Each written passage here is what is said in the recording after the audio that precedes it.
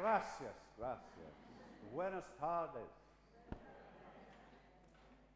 In 1827, the French composer Hector Berlioz went to see an English company performing Hamlet in Paris. He'd never seen a Shakespeare play before, and in fact he spoke no English. But that evening he fell in love with the play, with the author, and indeed with the actress playing Ophelia, Harriet Smithson. Shakespeare, coming upon me unawares, struck me like a thunderbolt. I saw, I understood, I felt that I was alive and that I must arise and walk. Well, I don't have much in common with Berlioz, but Shakespeare hit me like a hammer when I was 11 years old. I spoke English all right, but I had no more natural affinity with Shakespeare's world than might any other Tottenham Hotspur football supporter of that age. And the occasion was a visit to the Old Vic Theatre in London to see a production of Macbeth. And believe you me, it was not my idea to go. And in fact, my parents, who took me, were only thinking in a very vague and general way that perhaps it would be good for the boy to see a Shakespeare play as part of his general education. Well, little did they know. The show began with an ear-piercing scream that came slicing out of the darkness, which then lifted to reveal a soldier covered in blood, stumbling onto the stage and collapsing dead in front of us. And a few moments after that, behind a kind of tangle of dead trees and twisted branches behind him, the figures of the three weird sisters arose to start the play. Well, by that time, I was already on the edge of my seat. And that play being what it was, I stayed there all night. Macbeth, fine actor, Paul Rogers, saw his imaginary airborne dagger and followed it slowly towards King Duncan's bedchamber to commit the murder, thou sure and firm set earth. Hear not my steps, which way they walk, for fear the very stones prate of my whereabouts, and take the present horror from the time which now suits with it. And though I knew even then that I was looking at an actor in a pair of property boots moving slowly across a painted stage floor, what I was really hearing was the soft sound of his leather soles on the flagstones of Glamis Castle, and I fancied that I could feel the cold and the darkness and the silence swirling around its battlements. A few moments later, as the murder was being done, Anne Todd, as Lady Macbeth, thought she heard an untoward sound. Hark! Peace. It was the owl that shrieked, the fatal bellman that gives the sternest good night.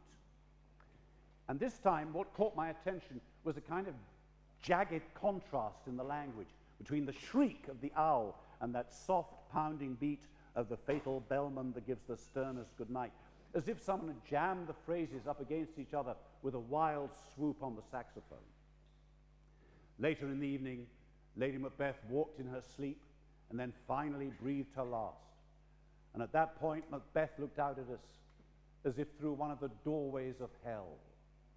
I have lived long enough. My way of life is fallen into the sear, the yellow leaf. And I had not the first idea what the sear was, but it had a kind of tearing sound, like something that would never be repaired again. But I knew about the yellow leaf, because only a few hours before, and already it felt like years, I'd been trudging home for once unwillingly from school, knowing I had to go and see this damn Shakespeare play that evening.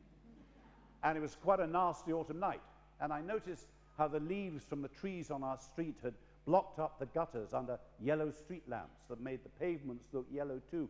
So this time, it was by no means the grandness of Shakespeare's language that caught my imagination, but its very familiarity, its near-at-hand quality, its intimacy, with the result that though I was only 11 years old and I certainly hadn't committed any murders, I sort of understood how Macbeth felt about his life falling like autumn leaves. Well, back home again and safe, I was like a child possessed. And my parents must have wondered if they'd ever hear comforting talk of Tottenham Hotspur again. I grabbed a copy of Macbeth off the shelf, started reading it out loud. And for days, weeks, months to come, I just kept reading Shakespeare out loud. In fact, in a way, I've been doing that for years because I still can't read him in silence. And I realized what I was trying to do. I was trying to find out whether this extraordinary new sound that I'd heard, which is at once so splendid but also so familiar, would in any way work coming off my tongue as well. And you know, it sort of did. So there was a first lesson learned, that up to a point it belonged to me in my piping childish treble going on adolescent baritone, just as much as it did to the experts. And so now, here I am, an expert of sorts myself, having spent, at a rough recent estimate, about 20,000 hours of my life thus far on stage, actually playing Shakespeare, let alone the time spent thinking about him, rehearsing him, talking about him, and indeed writing about him. So I do know quite a bit about what an auto mechanic would call the snap-bang pop of the engine. But you know, every so often during a performance, I see down at the front a bespectacled 11-year-old or 12-year-old, and it really makes me improve my game. Because I realize that everything I've learned over the years really doesn't add up to a hill of beans unless I can do exactly the same thing and pass on the same intoxication to him or her that I experienced then, of sound and music and sheer physical impact. So, who was this man who so captivated me all those years ago, as of course he has so many others? One of Shakespeare's admirers said that he was a good-natured man of great sweetness in his manners and a very agreeable companion. Another said that he was a handsome, well-shaped man, but not a company keeper and would not be debauched. But they were both writing about 100 years after he died, so what do they know? I think, though, that a lot of us have an idea of what we think Shakespeare himself, the man, might have been like, or at least what we would like him to have been like. And there are a lot of very good biographies around at the moment to satisfy that interest, and it's not really going to be my business this evening. But we will start tonight with a few facts. Not many, because there aren't that many to be had. Shakespeare was born, of course, in Stratford-on-Avon in England on a spring day in 1564, up at the north side of the town, just where the road up to Birmingham now starts, in a house on Henley Street, immediately opposite where the Food of Love Cafe now stands, cheek by jowl with Mistress Quickly's oldie English eating house, and rather ominously, Yargo's Jewellers. One of the first things that would have happened to him as a newborn child, according to local tradition, was that a little portion of something sweet, like butter or honey, would have been placed onto his tongue to fortify him. And that was appropriate enough, because when he grew up, one of the most common adjectives applied to Shakespeare was indeed honey-tongued. A few days after that, his father would have carried the infant Shakespeare in his arms through the streets of Stratford, along Henley Street to the Market Cross, probably right along the High Street, maybe left down Sheep Street, if you know Stratford at all, down to where the fields would have run down to the river, then right and up past where the Royal Shakespeare Theatre would one day stand, and on to Holy Trinity Church for his baptism service. And for that occasion, Shakespeare would have been dressed in a little white linen gown infused with oil and balsam called the chrism cloth. And in fact, it had a double purpose, because if a child were to die within a month of being born, then the chrism cloth could once again be used as his or her shroud. And that wasn't fanciful that year in Stratford, because as the summer got warmer, plague wiped out 300 of its 2,000 inhabitants. And in fact, only one child out of every 3 born that year survived at all. So obviously, our friend was reasonably tough character. Shakespeare grew up in this pleasant, timbered, honey-colored house in Henley Street, which of course you can still visit for a price. And if you do, and if you go round the back, you'll find quite a pleasant wild garden, which I suspect is very much today as it would have been in Shakespeare's time, except that Shakespeare's father was a glove maker by profession. And of course, for that work, animal skins have to be tanned.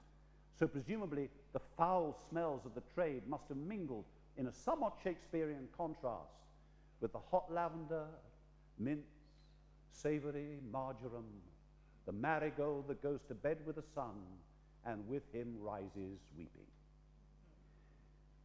Shakespeare's childhood appears to have been happy enough, at least his early childhood. And in that, he differs very radically from the fictional children that he created, who mostly have a pretty bad time. I think the first of them is young Lucius in Titus Andronicus, whose job in the play is to look after his grandfather Titus, who's recently cut off his own hand, and also to take care of his aunt Lavinia, who's been raped and had both her hands cut off and her tongue cut out. Then there are the little princes in Richard III, who end up in the Tower of London with a cushion over their faces. But really, on the evidence of what we see of them in the play, I personally find them so obnoxious that I'm almost as glad as Richard to see the back of them. However, Shakespeare did do one wonderful study of the real agonies of childhood. To find it, we have to come out of the chronology for a moment, go right to the end of his career, with his life pretty much well lived and his art mastered. And it's the story of little Prince Mamillius in The Winter's Tale. Now, Mamillius is the son of King Leontes of Sicily and Queen Hermione. And as the play begins, Hermione is about to have a second child, which of course can be an anxious moment for the existing sibling. Not only that, but Leontes has conceived the absolute conviction that Hermione is and always has been unfaithful to him, with the result that he believes that neither Mamillius nor the new child is likely to be his. And he does the one thing no parent should do in such a difficult, delicate situation, which is he drags the child in on his side of the argument. Mamillius, art thou my boy? Aye, my good lord. Art thou my calf? Yes, if you will, my lord. They say we are almost as like as eggs. Women say so, that will say anything. Can thy dam, may it be. Mine honest friend, will you take eggs for money? No, my lord, I'll fight. Why, how now, boy? I am like you, they say. Well, that's some comfort. So Mamillius has had to look after his parent without quite understanding why. But he had a very good instinct for it, you'll notice, because he said, I am like you, they say. The next thing he does, with his father's words presumably ringing in his ears, is to go and see his mother. And as the scene with Hermione begins, Mamillius has obviously done or said something difficult, because the first thing Hermione says to her waiting gentlewomen is, take the boy to you. He so troubles me, 'tis past enduring. So each in turn of her waiting women have to see what they can do with young Prince Mamillius. My gracious lord, shall I be your playfellow? No, I'll none of you. Why, my good lord? You'll kiss me hard and talk to me as if I was a baby still. I love you better. Why, my sweet lord? Not for because your brows are blacker.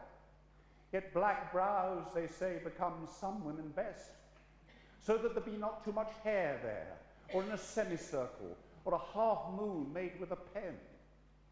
Who taught you this? I learnt it out of women's faces. And now this is a shock, because Mamillius has somehow picked up on the adult male prejudice that black-browed women were promiscuous, and suddenly he sounds like his father, suspicious, misogynistic, with that same choppy, troubled style of speaking. At any rate, Hermione has had a few minutes to herself and is ready for him once again. Come, sir. Now we are for you again. Come sit by us and tell us a tale. Merry or sad shall it be? As merry as you like. A sad tale's best for winter. I have one of sprites and goblins. Let's have that, good sir. There was a man, hey, come, sit down, then on, dwelt by a churchyard. I will tell it softly. Yon cricket shall not hear it. And that's the last we hear of this haunted boy. The scene's interrupted at this point, and we never see or hear young Prince Emilius again. But a little bit later in the play, Leontes is told by the oracle at Delphi, which is the next best thing to God, that Hermione is and always has been completely faithful to it. However, Leontes calls the oracle a liar, whereupon Hermione collapses as if dead. And we learn from a servant that Emilius, with mere conceit of the queen's speed, is gone. In other words, he's died, pretty much of a broken heart. So really, it's no wonder we never heard that sad winter's tale he was going to tell, because in a manner of speaking, it was his own. Now, I said that Shakespeare's childhood was happy enough. That's not really quite true. It was clouded by one great disaster, which broke when Shakespeare was about 11 or 12 years old. And that was his father's sudden disgrace and bankruptcy. We don't know the circumstances exactly, but it may have had something to do with the Shakespeare family's probable Catholicism. Because this was a moment in the reign of Queen Elizabeth I when, for example, her great rival, the Catholic Mary, Queen of Scots, was being moved all the time from prison to prison. So to be a practicing Catholic in England just at that time required some fairly clever footwork. And it may be that John Shakespeare miscalculated in some way that we don't know about. It also may explain why, at various times during his adolescence and then in his young manhood, Shakespeare himself completely disappears from view. And we've absolutely no idea where he was or what he was doing. We know that he left school around the time of this disaster, but he then goes clean off the radar screen until he gets married. We also don't know, when he gets married, whether he really loved his bride, Anne Hathaway, or whether he was simply, as they say, dragged to the altar at gunpoint, because indeed she was pregnant. All I want to flag up for you is the fact that Shakespeare was a father when he was 18 to a little girl, Susanna, and by the time he was 21, twins had arrived, Hamlet and Judith, male-female twins, like Sebastian and Viola in Twelfth Night, but unlike them, life not being quite like art in that respect, not identical. We know that Shakespeare left home soon after that, whether amicably or not, and he once again completely disappears until he resurfaces in London about 7 years later. And really, you can take your pick of all the theories that go round about what he was doing during these so-called lost years. Some people will tell you he was a soldier, others that he was a sailor, some that he was a country school teacher, and yet others that he was a government spy. This, after all, was a man who could easily think himself into any character he chose. Now, I have a theory, which of course reflects my bias, but I'm not alone in it, which is that having, throughout his young life, seen travelling theatre companies passing through Stratford, because whatever else, his father was an alderman, would always have got good tickets, Shakespeare may simply have run away with the players, maybe the Queen's Men, the big touring company of the time, and begun the life of a young actor on the road of travelling, setting up, performing, dismantling, travelling on, which is described at that time by the playwright Ben Jonson as going with shoes full of gravel behind a blind jade and hamper to stalk upon boards and barrel heads to an old cracked trumpet. Hasn't changed much, actually. We do know that in the repertoire of the Queen's Men there were a number of old plays with suspiciously familiar titles, such as The Taming of A Shrew and The Troublesome Reign of King John. So it is tempting to think of Shakespeare as a young actor on the road, struggling and struggling to make these terrible old war horses work on the stage, while at the same time dreaming of how much better they could have been written. And if that's the case, then he must have been the company member who was always complaining about the script. Not generally a very popular figure, I should tell you. But in the case of Shakespeare, you can perhaps understand the frustration when you come across lines like these from a play called The Famous Victories of Henry V, at the moment when the king is urging the English troops into battle at Agincourt. Why then, with one voice, and like true English hearts, with me, throw up your caps, and for England cry, St. George, and God, and St. George, help us. And Shakespeare's going, God for Harry, England and St. George. So Shakespeare is a touring actor. Where is the evidence, you might ask? Absolutely nowhere to be found. But I choose to find a clue embedded deep in a sequence of 154 sonnets that he wrote at various times in his life, and they are in any case infinitely open to interpretation.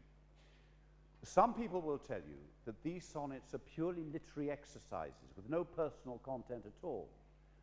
Others, including myself, rather assume that they provide us with a running commentary on Shakespeare's own love life. A great number of them are written with tremendous erotic candor to a woman we've come to think of as the dark lady of the sonnets, but at least as many are addressed to a heartbreakingly beautiful young man who may or may not have been the Earl of Southampton. And such has been the anxiety that we might here be coming face to face with Shakespeare himself, the man in all his complexity, that in one edition of the sonnets, which was published in 1640, all the poems addressed to the young man are carefully regendered, so they're now addressed to the woman, because those are more complicated and conservative times. At any rate, there is in the midst of them a little sequence which certainly deals with traveling, being away from home, and returning home with or without a good conscience. And one of them in particular touches on a thing that actors understand very well. Two linked things, really. The first is the suspicion we sometimes feel we're under that in some way we cheapen our emotions by making a living out of them. And the other is the uncomfortable truth that there are times when the emotions you feel on the stage can seem more powerful, more authentic just for the moment than those you feel in your daily life. And as far as touring is concerned, I think I should probably tell you that actors on tour don't always behave quite as they might, though in this respect they probably do no worse than businessmen or airline pilots.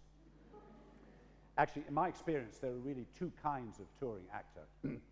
One is the group we'll call the middle-aged married ones, who are in a constant state of homesickness, nowadays sending continual text messages and emails home. A bit like Shakespeare's colleague, Edward Alley, who at one point writes an infuriated letter to his wife, complaining about the very poor quality of the letter she's just written him.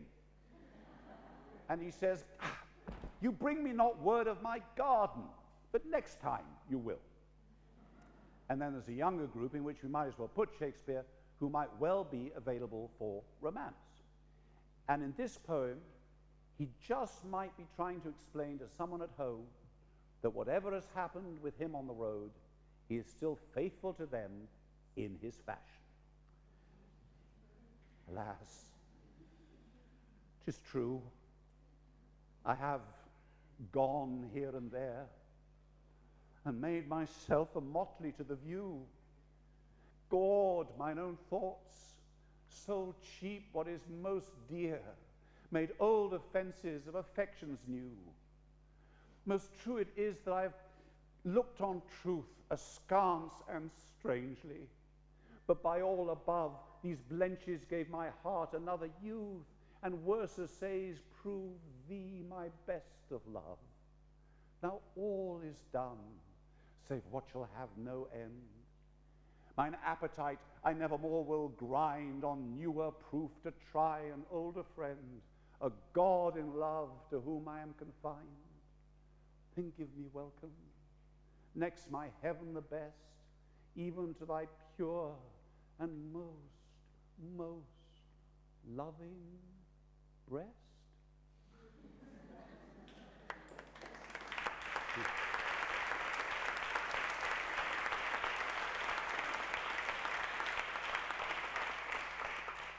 So if you were Anne Hathaway, or the fair friend at home, what would you think? I think perhaps with Shakespeare's gift of tongues, he may have got away with it. At any rate, here he is at last in London, arriving after his long tour with the Queen's men, approaching the city from the south through the borough of Southwark and over London Bridge. London Bridge, which at that time was a little bit like the Rialto Bridge in Venice now, absolutely packed with shops and houses and churches and even a public lavatory hanging precipitously out over the water. And as you approached the bridge from the south, you had to pass under a great arch, and above the arch were poles with the heads of executed traitors stuck on them, glaring down at the newcomers. Among them, that of a distant cousin of Shakespeare's, a man called John Somerville, who conceived a crazy plan to assassinate Queen Elizabeth, which he then made even crazier by telling everybody about it in advance. So that was a family connection, perhaps, that Shakespeare wouldn't have wanted to emphasize. London, described at the time as a great theatre, the fair that lasts all year, and you could smell it 25 miles away. Actually, though, I suspect it was not so very different from the way it is now, except, of course, in the obvious ways. It would have been the perfect place to get lost in if you were in any sense on the run from something, as Shakespeare perhaps felt from his family. But it was also the perfect place to be lonely in, because nobody knew you, and you were worth no more, as the saying went, than a piss in the Thames. And just as an Italian, once upon a time, arriving in New York would have headed straight for Little Italy, I imagine Shakespeare heading for the theatre district of London, which was Shoreditch, where he would have found the playwrights Thomas Kidd and Christopher Marlowe living, and also the family of Richard Burbage, the young Richard Burbage, who would one day become his star actor. Because now, Shakespeare has his head full of lines of his own that he wants to give to other actors to speak, not other writers' terrible lines he has to struggle with as an actor himself. So for us, it's as if through all the filth and dirt and disease and feculence and violence and danger of London in the 1590s, we can suddenly hear this new voice singing out like a sweet violin, a lover's eye will gaze an eagle blind. A lover's ear will hear the lowest sound when the suspicious head of theft is stopped.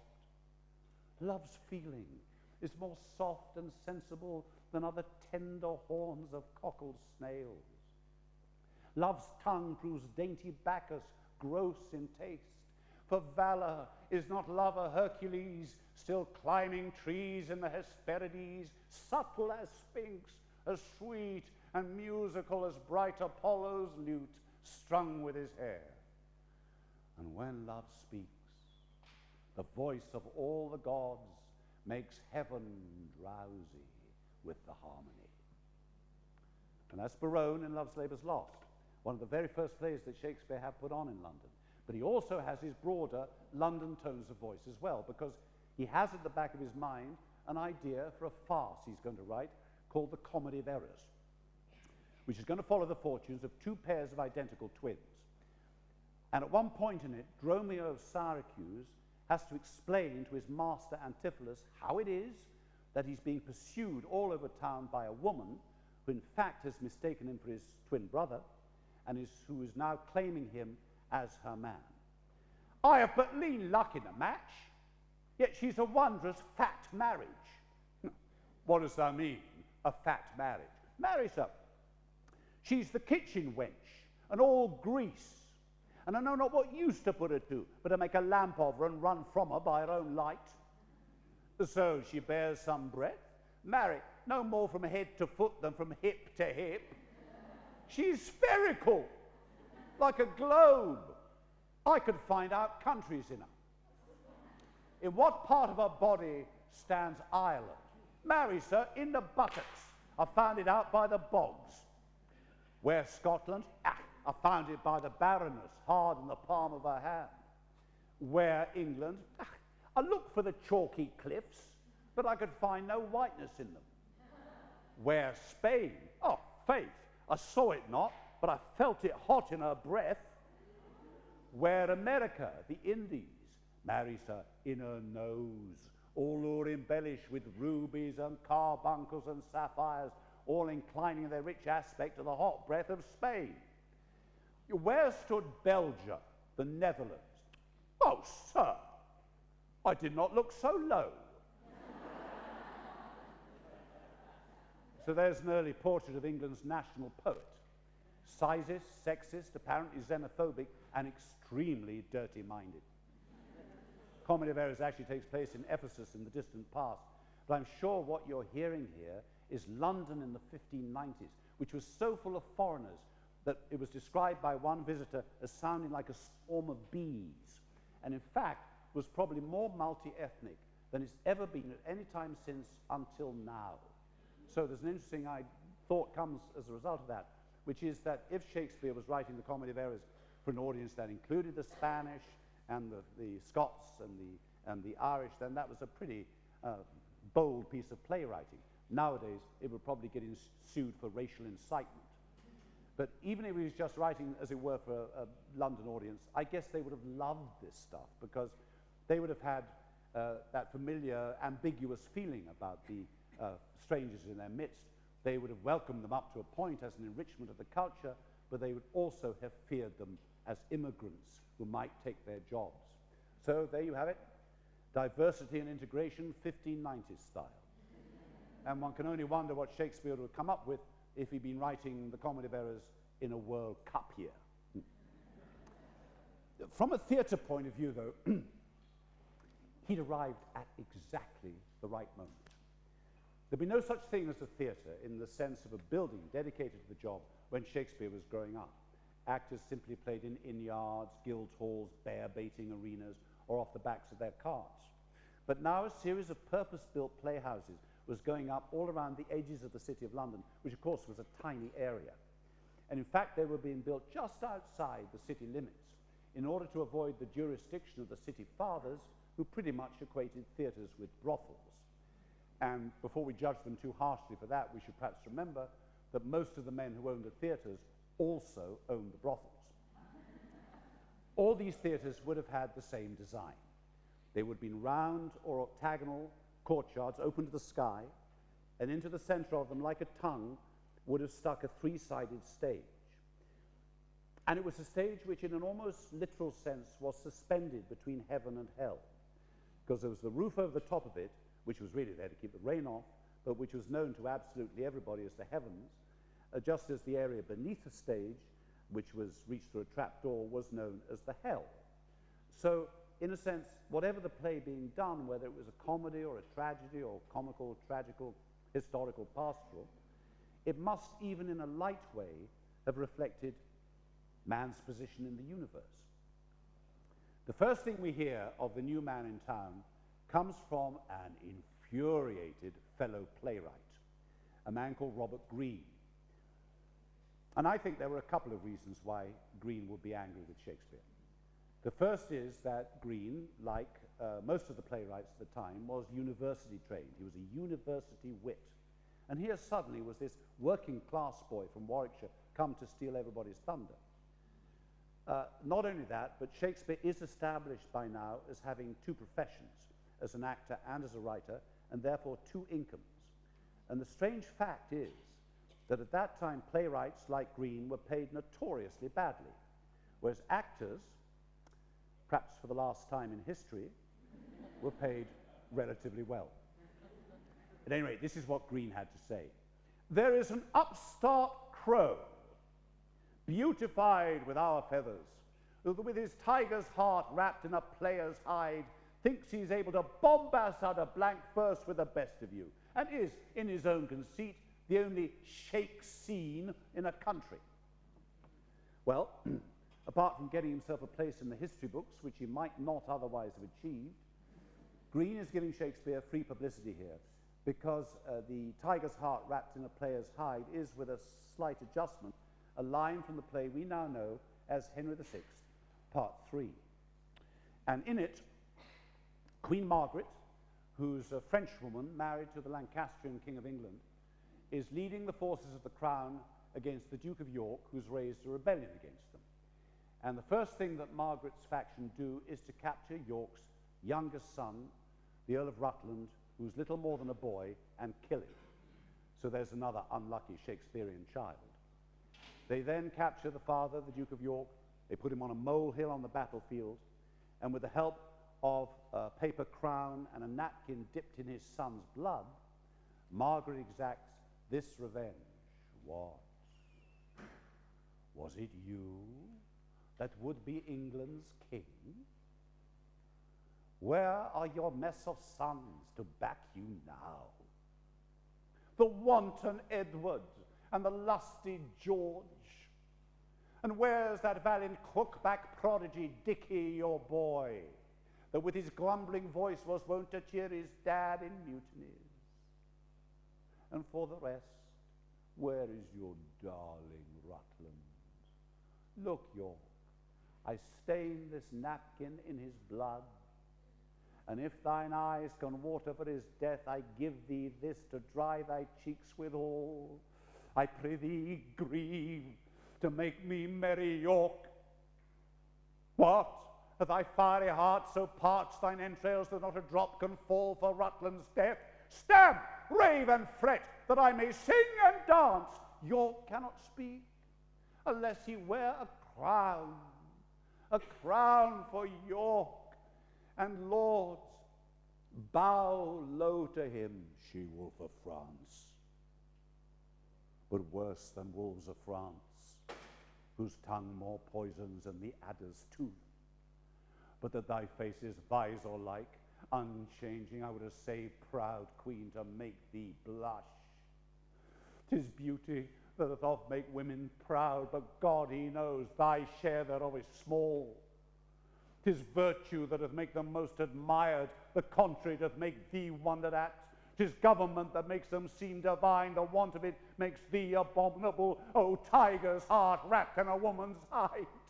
How couldst thou drain the lifeblood of the child, to bid the father wipe his eyes withal, and still be seen to wear a woman's face? Wouldst have me rage? Why, now thou hast thy wish. Bidst thou me weep? Why, now thou hast thy will. That face of his, the hungry cannibals would not have touched, would not have stained with blood. But you are more inhuman, more inexorable, 10 times more than tigers of Arcania. See, ruthless queen, a hapless father's tears. This cloth thou dipp'st in blood of my sweet boy, and I with tears do wash the blood away. Well, now this was something.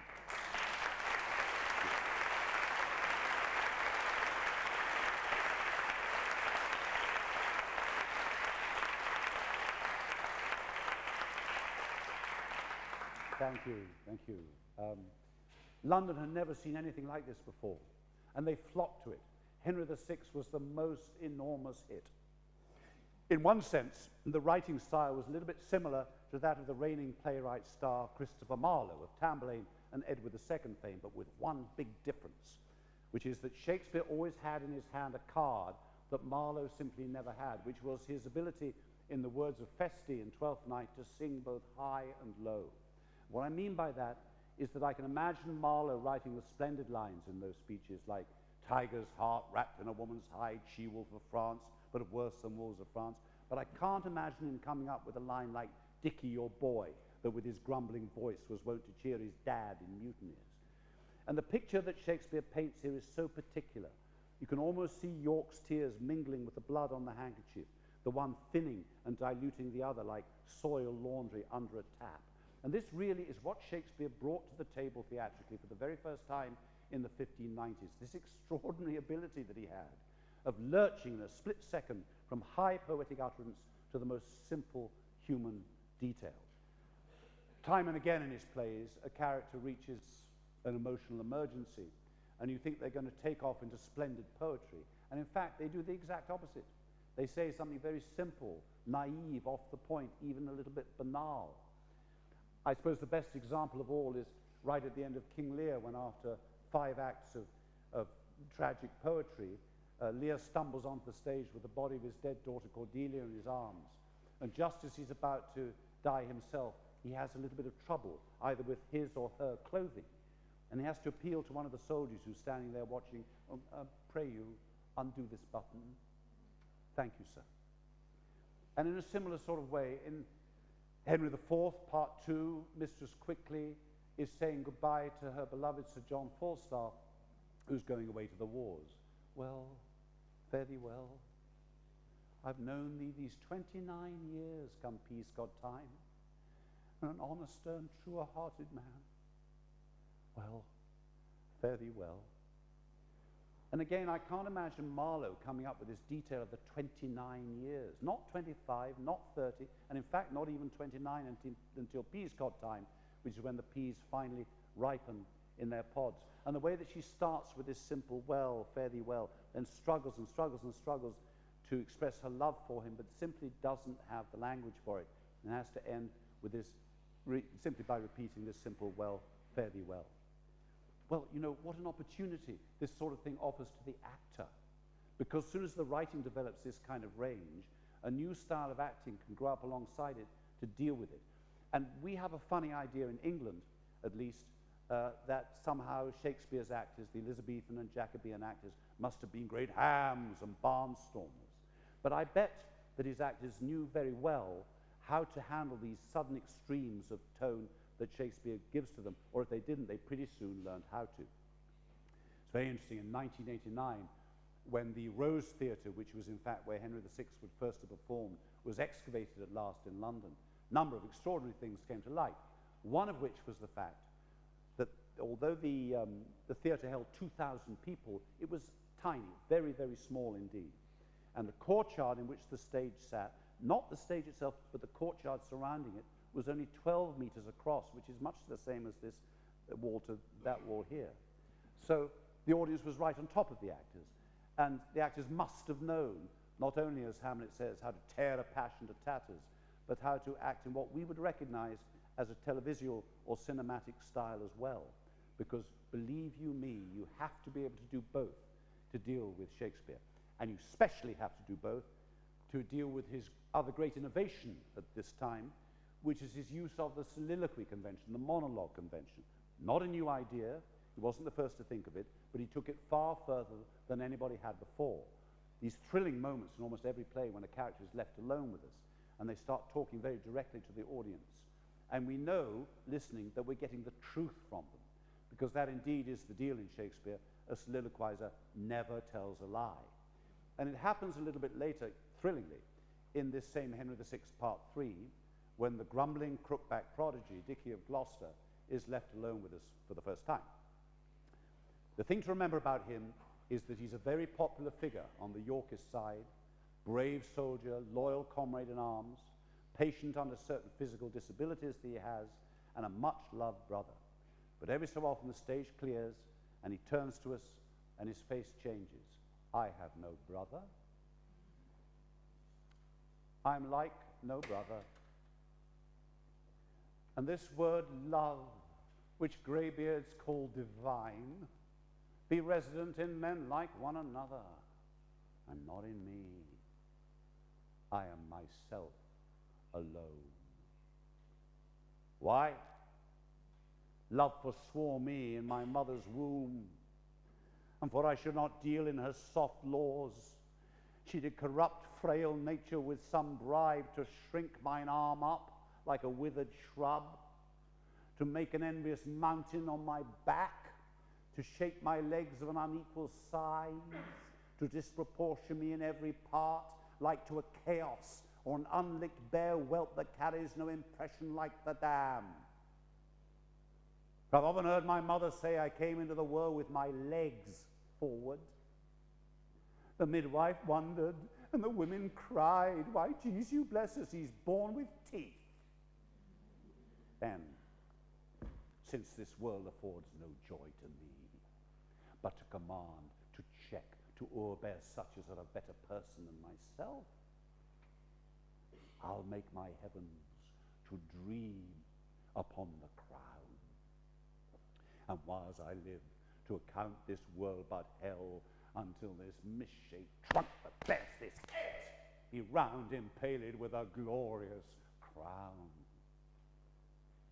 Why, I can smile, and murder whiles I smile, and wet my cheeks with artificial tears, and frame my face for all occasions. I can add colors to the chameleon, change shapes with Proteus for advantages, and set the murderous Machiavel to school. Can I do this, and cannot get a crown? Tut, were it further off, I'd pluck it down. And so he does. And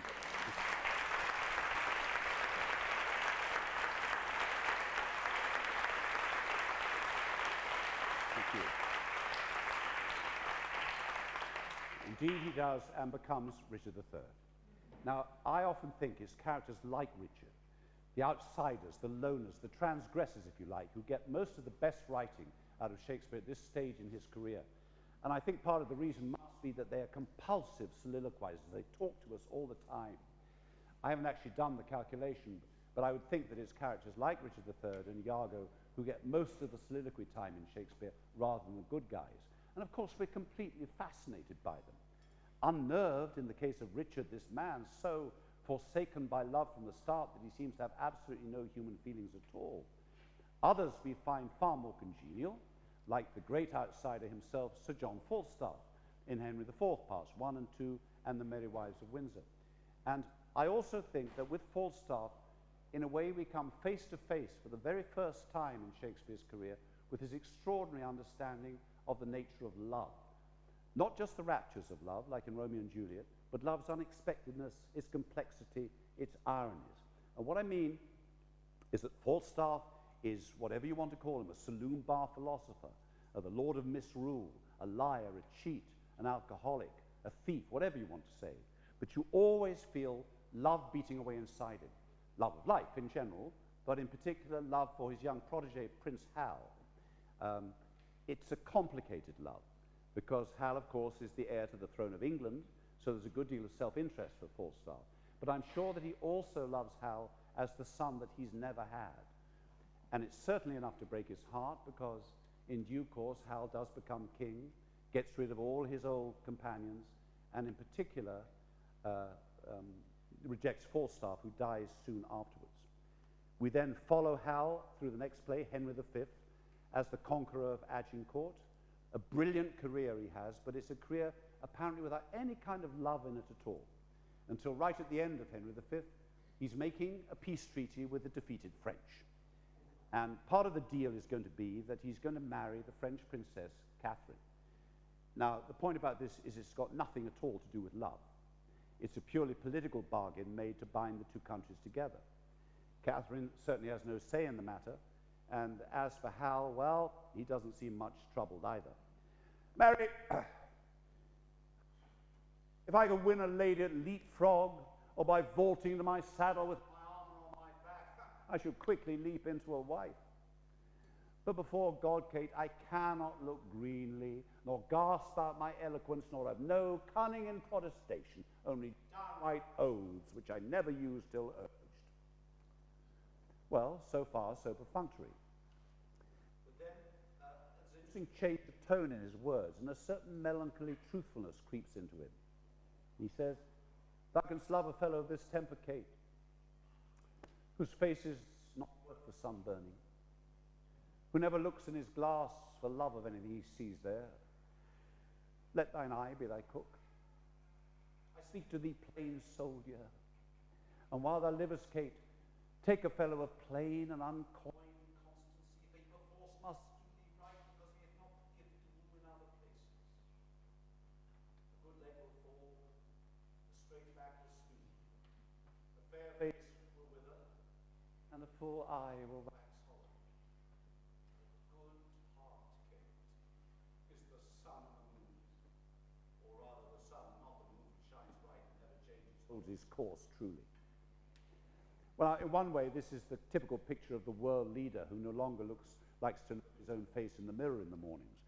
And certainly Hal has been responsible for much death and destruction, a great deal of collateral damage as well. In terms of the play, of course, it's a little bit of opening up in him. Opening up in him allows Captain a chance just to begin to assess him as a human being and even perhaps to develop a little feeling for him. And as if he sensed this, Hal now does something completely unexpected, which is he tries to speak to her in French. And at first he makes a complete mess of it.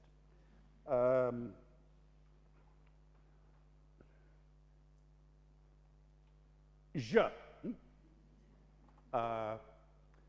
compte sur la possession de France et quand vous avez la possession de moi. But then very shortly, as if gifted with tongues, he suddenly starts speaking French as if he'd been doing it all his life. And he even manages, La plus belle Catherine du monde, ma très chère et divine déesse. And of course, in the scene, it's very charming, very funny. But I think it's more than funny. Because surely what Shakespeare is saying is, look at this, what's happening? The conqueror is trying to speak the language of the conquered and finding that he can. And that could be the beginning of love, which after all is an experience in life when you cross a border into somebody else's territory, try to speak their language, and find with any luck that you can. So I do think that Shakespeare has this astonishing intelligence about the unlikely soil in which love can grow and prosper. And when you add to that two other things, his obvious skill with the soliloquy and his equally obvious belief that the theatre is somewhere where you can change people's hearts and minds, you get some of the great Shakespeare moments. And I'm just going to finish my first half tonight with a favorite, which comes right at the end of A Midsummer Night's Dream, in a very famous comic scene, when a group of amateur actors is invited to the court to play the old love story of Pyramus and Thisbe. Now, the tradition in theatre practice is that the performance goes very badly indeed. They're under-rehearsed, they probably lose their props, they probably forget their lines, and the whole thing threatens to fall apart, especially as the audience heckles them very cruelly. Until right towards the end, something happens. When a young bellows mender called Flute, who's playing Thisbe, comes across the dead body of Thisbe's lover, Pyramus. Asleep, my love? What? Dead, my dove? Come, Pyramus, arise. Speak, speak. Quite dumb. Dead? Dead? A tomb must cover those sweet eyes, those lily lips, that cherry nose, those cowslip yellow cheeks are gone, are gone. Lovers make moan, his eyes were green as leeks. Tongue not a word, come trusty sword, come blade my breast brew. And farewell, friends, thus Thisbe ends. Adieu, adieu, adieu. So, a young man who's never acted in his life before finds himself standing on a platform suspended between heaven and hell. He's suddenly taken by Thisbe's heartbreak. And of course, at that moment, he becomes an actor. That is to say, somebody who puts themselves in somebody else's shoes. The effect is immediate. You can see from the script. The onstage audience quiets down a bit, and beyond them, you can imagine Shakespeare's own audience in the theatre also go quiet, because Flute's sincerity is dissolving all the boundaries among them, between the lords and the carpenters, the apprentices and the clerks, the foreigners, the illiterates and the poets, and they're all held for a moment on a single intake of breath. The language he's using is incredibly simple, naive, almost comic. His eyes were green as leeks. Best of all, it's a countryman's language, Shakespeare's natural accent, and with it, he's found a touch of nature to make the whole world kin. No wonder Robert Greene was jealous of him. No wonder Christopher Marlowe couldn't keep up. We've now brought Shakespeare pretty much to the midpoint of his career. So where will this unprecedented, ungovernable talent with his extraordinary gift of uniting a diverse audience in music both high and low take him and us next? Pausa. 10 minutes.